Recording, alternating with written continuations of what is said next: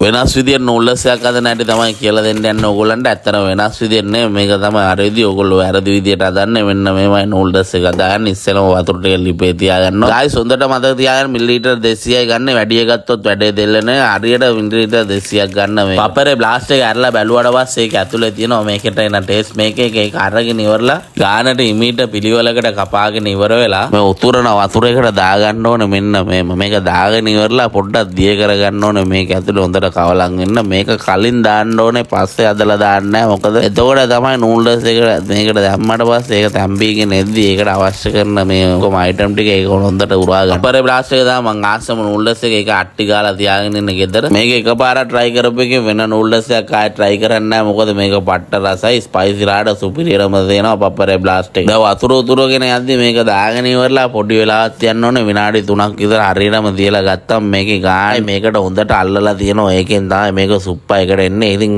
වතුර පෙරන්න කරන්න දෙයක් නැහැ. කරදරයක් නැහැ. ගියා ලිපෙන් පාපු ගමන් කෙලින්ම ප්ලේට් එකට පට්ට රසක් තියෙන. ඕගොල්ලෝ අනිවාර්යෙන් try කරලා බලන්න මේක මේ විදිහට. මේ වගේ රස පිරිච්ච කැම රෙසිපි බලන්න ලකියාව ෆලෝ කරලා තියාගන්න.